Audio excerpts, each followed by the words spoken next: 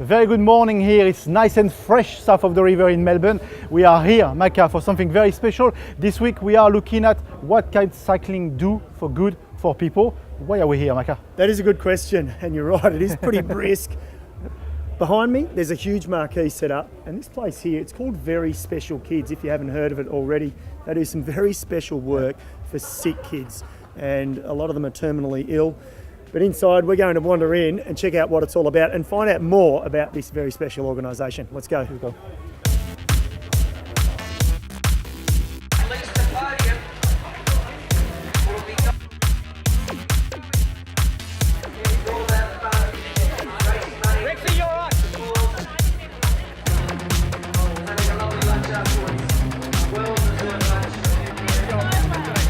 We're here with Christy. We are inside indoors.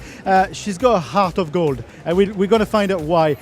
You need a heart of gold to do this sort of role. Tell us a bit more about Very Special Kids. So Very Special Kids cares for families with a life-threatening condition, from diagnosis all the way through to bereavement and beyond. And we look after about 900 families around Victoria. All our services are free of charge, and counselling and advocacy, and our own dedicated children's hospice, which is the only one in Victoria. So we're fundraising lots for them today. Why is fundraising so key for you?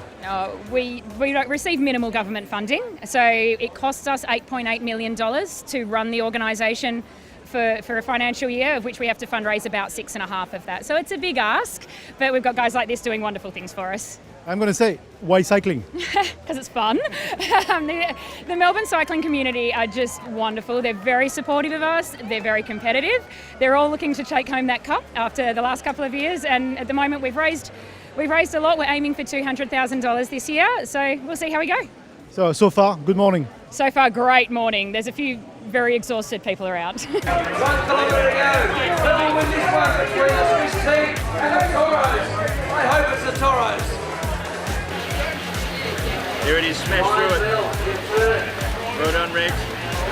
So cute. Perfect timing now. Let me take my little poodle when I go shopping. Well, look who I've just bumped into. Mate, you've still got the Lycra on. Baden Cook, green jersey winner at the Tour de France. When was the last time you did a hard training session on an indoor trainer? Probably this event last year. Tell us what got you involved in this, because I've noticed you do quite a bit of work with charities. You get involved.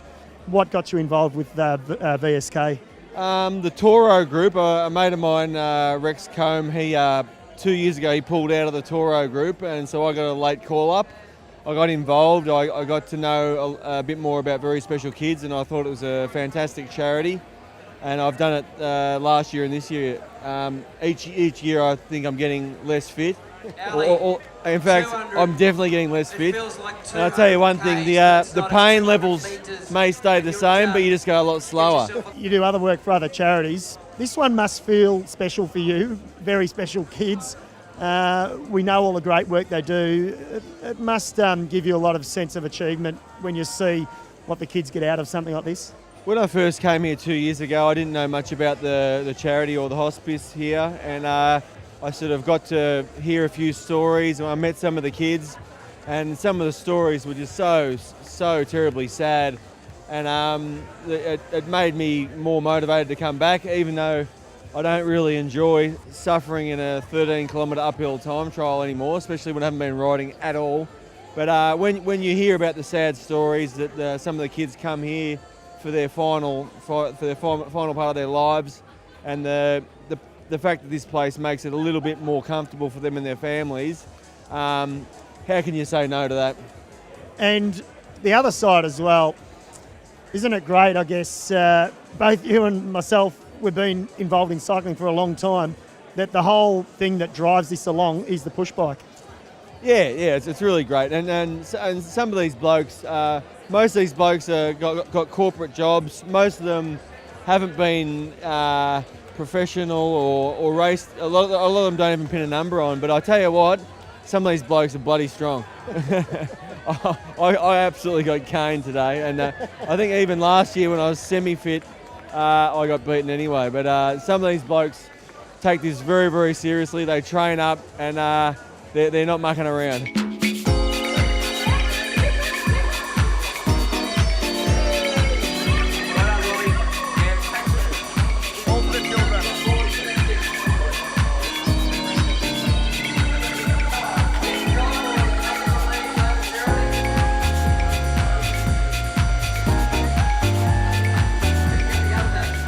I got involved with a number of different rides and charity rides. And I thought, why couldn't we do an indoor trainer ride? So that's how it started, and this is the third year that we've had it here.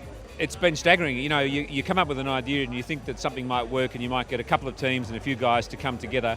And the first year I was blown away, and we've had the use of this marquee for the treadmill challenge, and it gave us the sense of space, and then it's expanded from there on. So for its third year, we've doubled year on, and every year the quality and the calibre and the amount of people involved just doubles every time. Well, Micah, thank you for bringing us here. What an incredible event. It is, isn't it? And it's so good to see cycling that is the key thing that really supports very special kids. And like I've always said, a very special place, and they rely a lot on fundraising money. So well done to all the cyclists. I'm glad I wasn't on the trainer though, I must say. Quite happy to be in casual attire this morning. What's next for us? With the podcast every fortnight, sbs.com.au/cycling central is just up there on the taskbar. And of course, we lose the jacket very soon because we're heading to France. Oh yes. I know. Every cyclist likes the warmer weather, and I don't call myself a cyclist anymore, but I like to pretend. So shorts and t-shirt for me, I'm looking forward to that. Have you got your cheese toasty? They have them. It's there. Where's mine? It's over there. Mate, you've Let's got to look after your wingman. Let's go.